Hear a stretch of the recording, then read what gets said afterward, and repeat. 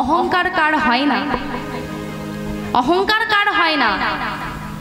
ভগবানের সাথে যারা থাকতো তাদেরও অহংকার হতো। কুরুক্ষেত্রের মাটিতে যুদ্ধ হয়েছিল। কতদিন হয়েছিল? 18 দিন যুদ্ধ হয়েছিল। তো সেই যুদ্ধ শেষের পরে ভীমের অহংকার হয়েছিল। তো ভীম আর অর্জুন দুজনে রাস্তা দিয়ে হেঁটে হেঁটে যাচ্ছে। অর্জুন আর ভীম দুজনে গল্প করতে করতে যাচ্ছে, কথা বলতে বলতে। তো অর্জুন বলছে, দাদা ভীম, জানো দাদা, আমি ছিলাম বলে কুরুক্ষেত্রের মাটিতে তুমি জিততে পেরেছো। আর ভীম বলছে, ভাই অর্জুন, আমি ছিলাম বলে তোরা জিততে পেরেছিস। এই অর্জুন বলছে, না, আমি ছিলাম বলে তোমরা জিততে পেরেছো। আর ভীম বলছে, না, আমি ছিলাম বলে তোমরা জিততে পেরেছো। এই কথাবার্তা চলছে, এমন সময় কে একজন খিলখিল করে হেসে উঠল। ভীম বলে উঠল, কে? ভীম চারিদিকে খুঁজছে, কে হাসছে। তখন অর্জুন বলছে, ও দাদা, দাদা, চারিদিকে কি দেখছো? মাথার ওপরে দেখো, মাথার ওপরে কে হাসছে দেখো। ভীম বলছে, কে রে?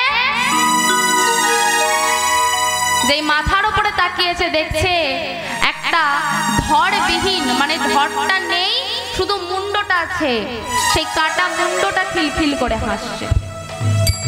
ভীম বলছে, তবে রে রাক্ষস,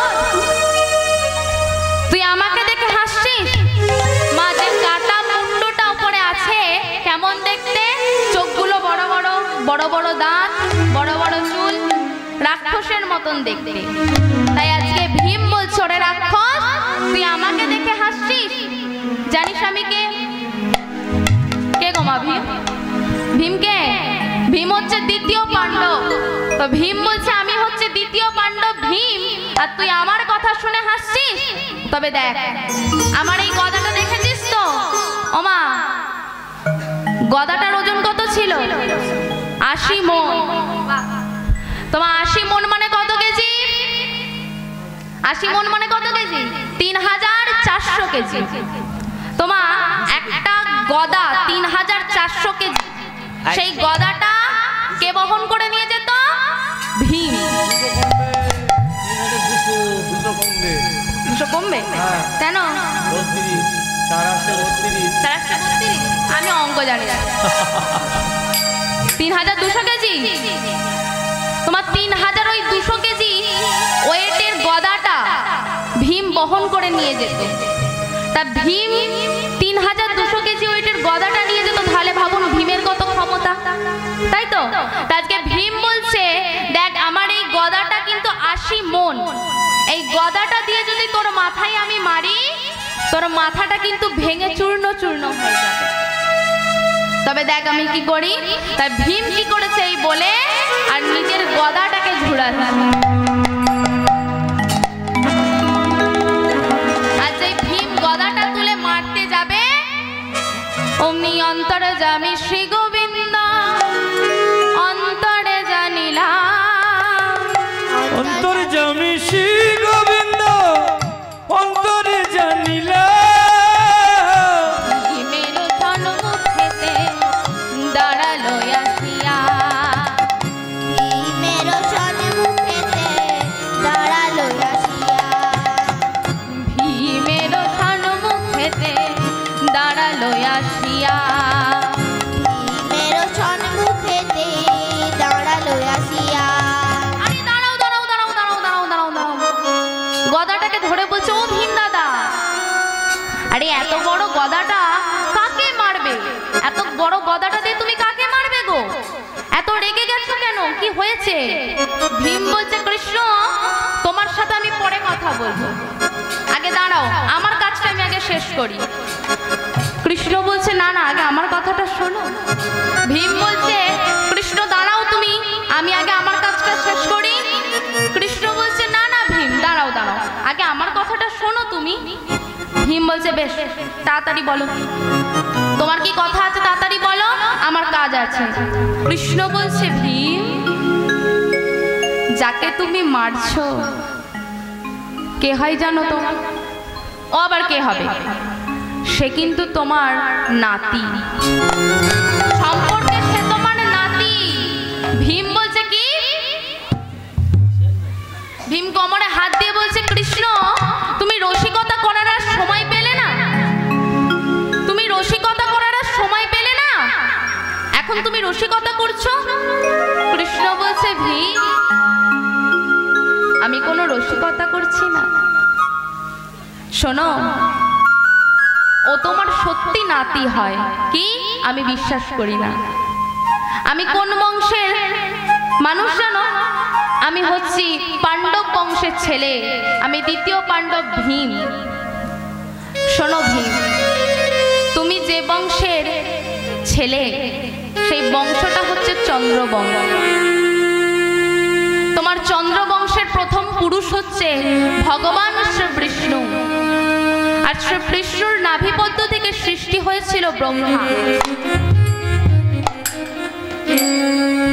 ব্রহ্মার পুত্র অত্রি, অত্রির পুত্র সোম, সোমের পুত্র বুধ, বুধের পুত্র পুরুরুবা, পুরুরুবার পুত্র আয়ুষ, আয়ুষের পুত্র নহুষ, নহুষের পুত্র যজাতি, যজাতির পুত্র যদু, যদুর পুত্র জন্মেঞ্জয়, জন্মেঞ্জয়ের পুত্র প্রচিশান, প্রচিশানের পুত্র মনুষ্য, মনুষ্যের পুত্র চারুকদ, চারুকদের পুত্র বহুগব, বহুগবের পুত্র সংজাতি, সংজাতির পুত্র অসংজাতি, অসংজাতির পুত্র রেভি, রেভির পুত্র রস্তিনব, রস্তিনবের পুত্র ঋতেশু, ঋতেশুর পুত্র দুষ্মন্ত, দুষ্মন্তের পুত্র ভরত, ভরতের পুত্র ইক্ষু, ইক্ষুর পুত্র চবন, চবনের পুত্র কৃতি, কৃতির পুত্র উপরিচর বসু, উপরিচর বসুর পুত্র রাধিক, রাধিকের পুত্র অজতায়ু, অজতায়ুর পুত্র অক্রধন, অক্রধনের পুত্র দিলীপ, দিলীপের পুত্র দেবতিথি, দেবতিথির পুত্র প্রতীপ, প্রতীপের পুত্র শান্তনু, শান্তনুর পুত্র বিচিত্রবীর্য, বিচিত্রবীর্যের পুত্র পাণ্ডু, পাণ্ডুর পুত্র তুমি ভীম, তোমার পুত্র ঘটোৎকচ, আর ঘটোৎকচের পুত্র হচ্ছে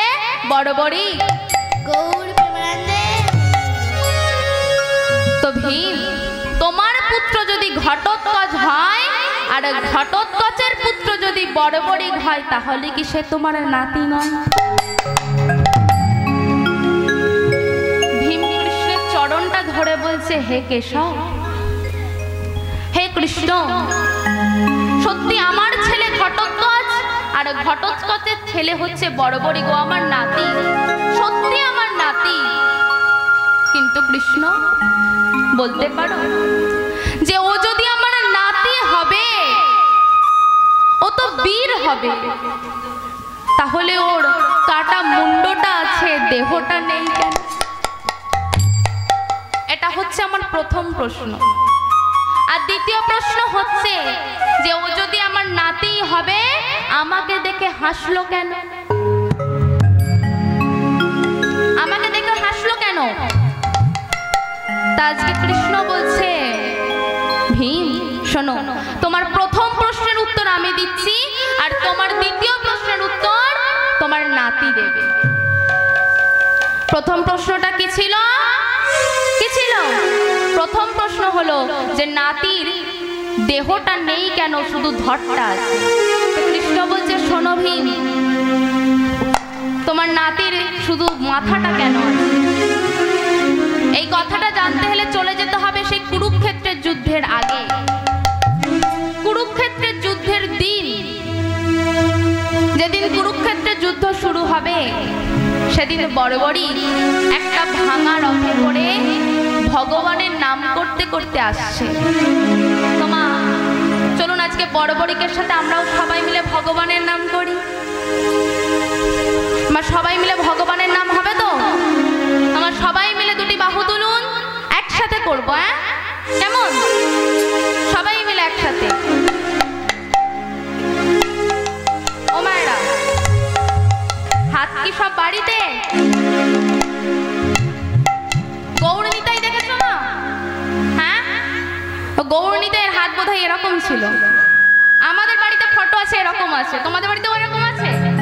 হ্যাঁ, হাত তোলা আছে, আত্মসমর্পণ করেছিল।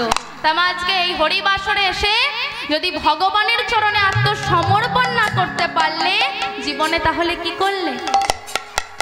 তাহলে আমার সবাই মিলে দুটি বাহু তুলে একসাথে বলবো বড়বড়িকের সাথে। কি বলবো? একবারে কৃষ্ণ বলে বাহু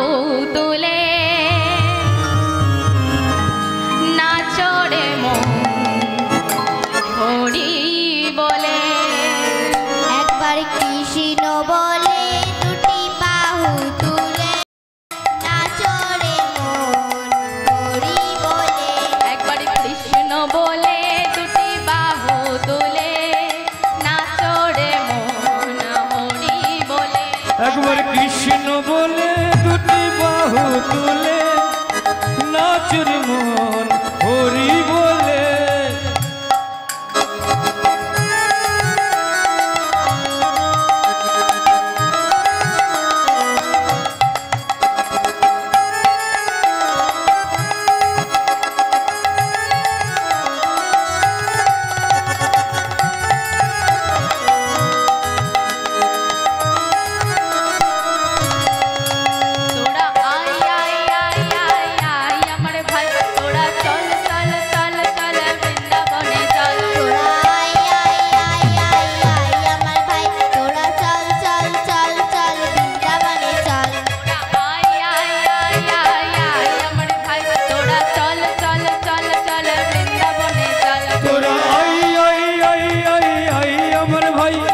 চল চল চল সবাই বৃন্দাবনে যাই। কৃষ্ণ বলে দুটি বাহু তুলে নাচো রে মন হরি বলে। একবার কৃষ্ণ বলে দুটি বাহু তুলে নাচো রে মন হরি বলে। একবার কৃষ্ণ বলে বাহু তুলে নাচুর মন হরি বলে।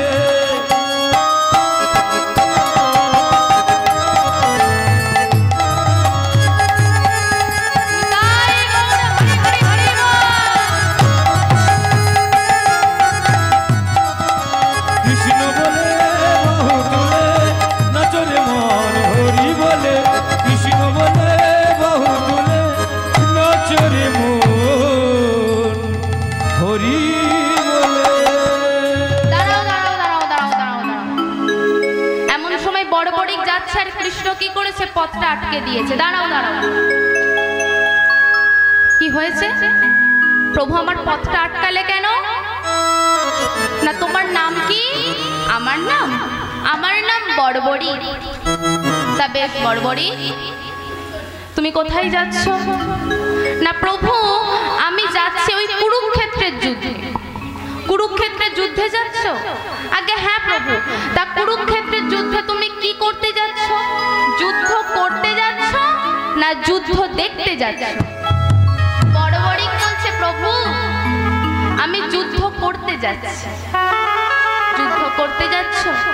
তাহলে তুমি কার দলে যোগদান করবে? বড়বড়ি বলছে প্রভু ওখানে আমার দাদু ভীম আছে। তাহলে তোমার দাদু ভীমের দলে যোগদান করবে? না না, তাহলে আমি দাদু দুর্যোধনের দলে যোগদান করব। কেন? কেন দুর্যোধনের দলে যোগদান করবে?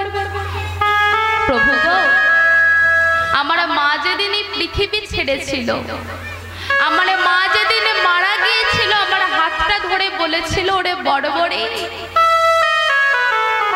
জীবনে যদি কোনোদিন কোনো যুদ্ধে যোগদান করি তাহলে দুর্বল পক্ষে যোগদান করি। তাই প্রভু আমার মায়ের কথা রাখার জন্য আমি দুর্বল পক্ষে যোগদান করছি। ভগবান কৃষ্ণ বলছে বড়বড়ি তুমি তো এখনো ছোট্ট বাচ্চা ছেলে, তাই তুমি হয়তো জানো না। শোনো বড়বড়ি, তোমার দাদু ভীমের দলে 7 অক্ষহীনী সেনা আছে, আর তোমার দাদু দুর্যোধনের দলে 11 অক্ষহীনী সেনা আছে। তাহলে কারটা বেশি? 11 না 7 বেশি গো? আমরা কি জানি? 7 বেশি? 7 বেশি তো? 7 বেশি না 11 বেশি? 11। তো আজকে বড়বড়ি কি বলছে? প্রভু যদি আজকে দাদু দুর্যোধনের দলে 111 অক্ষহীনী সেনা থাকতো, আর যদি দাদু ভীমের দলে মাত্র 7 জন থাকতো, তাও কিন্তু আমার দাদু দুর্যোধনের দলটা দুর্বল দল। কেন? কেন বলছে না? বলছে বড়বড়ি প্রভু গো, যে দলে তুমি আছো বলি তারা কি দুর্বল হতে পারে?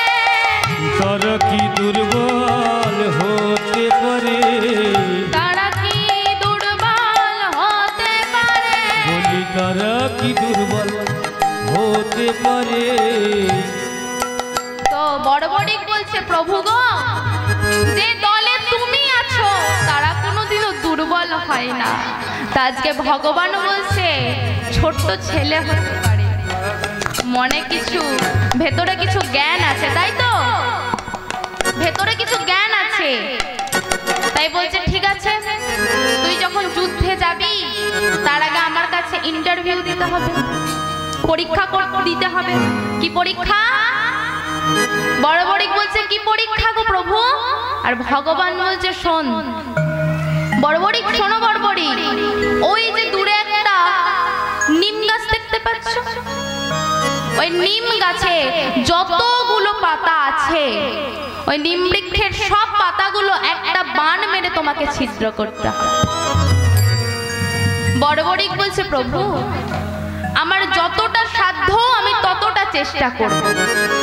তাই কি করেছে না, ওই বাণটা নিয়ে ভগবানের নাম করছে চোখ বন্ধ করে, আর ভগবান কৃষ্ণ কি করেছে ওই নিম বৃক্ষ থেকে দুটো নিম পাতা তুলে এনে হাতের মুঠোয় আর পায়ের পাতার মধ্যে লুকিয়ে রাখছে, আর লুকিয়ে রেখে এইভাবে দাঁড়িয়ে আছে। আর এদিকে বড়বড়ি ভগবানের নাম করে আর বাণটা ছুঁড়ে দিয়েছে। যেই ছুঁড়ে দিয়েছে ওই নিম বৃক্ষের সমস্ত পাতা ছিদ্র হয়ে গেছে। বড়বড়িক বলছে প্রভু এবার আমি আসি। ভগবান বলছে বড়বড়িক এত তাড়া কিসের, এত তাড়া কিসের? দাঁড়াও, তুমি দুটো পাতা ছিঁড়তে পারোনি, দেখাও আমায়, দেখাও আমায়। ভগবান বলছে এই দেখো আমার হাতের পাতাটা। হাতের পাতাটা যখন দেখিয়েছে বড়বড়িক বলছে ভগবান প্রভু গো তোমার হাতের পাতাটা তুমি নিজে দেখো। ভগবান দেখছে যে হাতের পাতাটা ছিঁড়ে গেছে, হাতের পাতাটা ছিঁড়ে গেছে। তাই ভগবান ভাবছে আমি হয়তো হাতে চাপ লেগে ছিঁড়ে গেছে।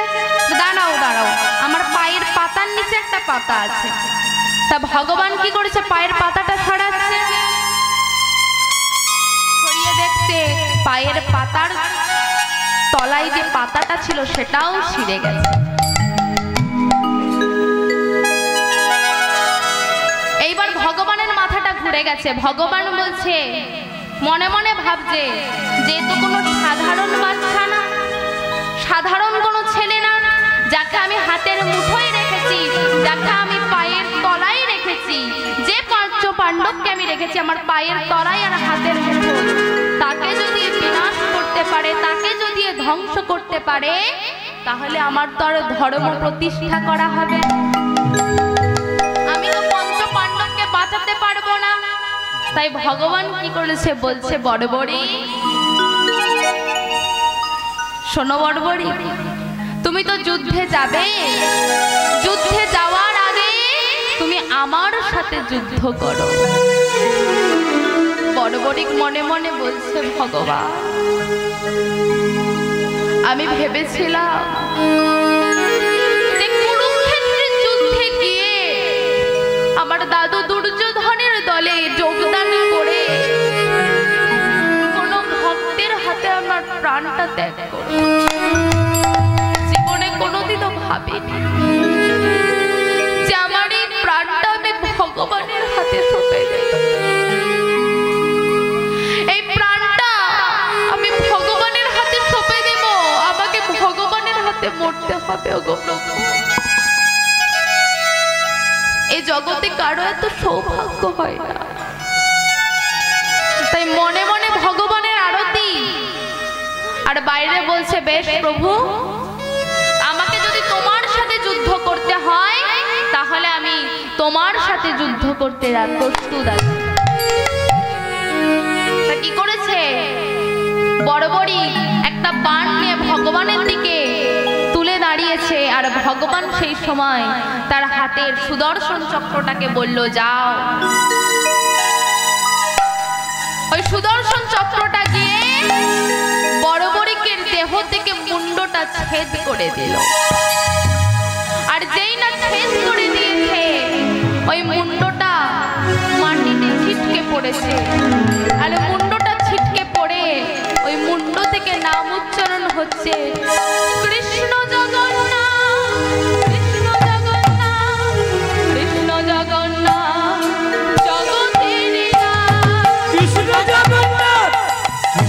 জগন্নাথ কৃষ্ণ জগন্নাথ জগতেরই নাথ। কৃষ্ণ জগন্নাথ কৃষ্ণ জগন্নাথ কৃষ্ণ জগন্নাথ জগতেরই নাথ।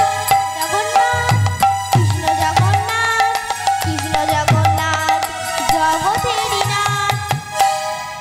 বড় বড়িকের কাটা মাথাটা যখন ছিটকে পড়ে যাচ্ছে কৃষ্ণ কৃষ্ণ বলতে বলতে, কৃষ্ণ ছুটে গিয়ে বড় বড়িকের মাথাটাকে তুলে ধরেছে। ওরে বড় বড়ি, তোর মতন এত বড় ভক্ত আমি হয়তো পাবো না রে, কিন্তু বড় বড়ি এই ধর্মকে প্রতিষ্ঠা করার জন্য, এই ধর্মকে প্রতিষ্ঠা করার জন্য আমাকে তোর মতো ভক্তকে মারতে হলো, তোর মতন ভক্তকে আমাকে হারাতে হলো রে বড় বড়ি। বড় বড়ি বল রে বড় বড়ি, তোর শেষ ইচ্ছাটা কি? বড় বড়ি বলছে, ভগবান হে দয়াময়, আজ পর্যন্ত তুমি যাদেরকে মেরেছো তারা তো কেউ মরে না, তারা তো আমাদের কাছে অমর হয়ে আছে, তাই তো মা? সত্য যুগে মূর নামক এক অসুরকে মেরেছিল বলে ভগবানের নাম হয়ে গেল মুরারি। রাবণকে মেরেছিল বলে ভগবানের নাম হয়ে গেল রাবণারি। ভগবান কংসকে মারলেন, বালিকে মারলেন। তোমা ভগবান যাদের যাদেরকে মেরেছে তাদের সবার নাম কিন্তু আমরা আজও মনে রেখেছি। তাই আজকে বড় বড়ি বলছে, ভগবান হে দয়াময়, তুমি কষ্ট পেও। আজ পর্যন্ত তুমি যাদেরকে মেরেছো তারা অমর হয়ে গেছে, তাই প্রভু আমি তো মরবো না, আমি তো অমর হয়ে গেলাম।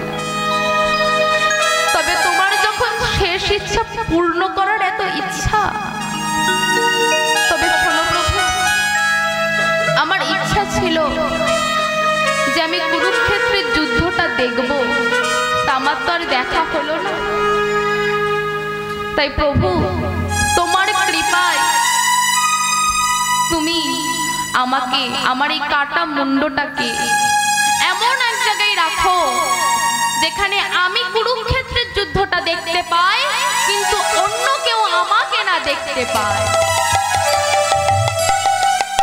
তাই ভগবান কি করলেন, ওই বড় বড়িকের কাটা মুন্ডটা একটা পাহাড়ের চূড়ার উপরে রেখে দিলেন।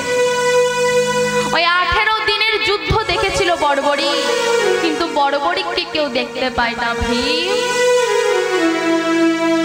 বুঝলে তো? শুধু এই ধর্মকে প্রতিষ্ঠা করার জন্য, তোমাদেরকে বাঁচানোর জন্য আমি তোমার নাতির মুন্ডটাকে ছেদ করে দিই। ভীম বলছে, হে দয়াময়, তুমি তো বললে যে আমার নাতির মুন্ডটা কেন ছেদ করে দিয়েছো, কিন্তু আমার দ্বিতীয় প্রশ্নটা যে রয়ে গেল। দ্বিতীয় প্রশ্নটা কি? না, আমার নাতি আমাকে দেখে হাসলো কেন?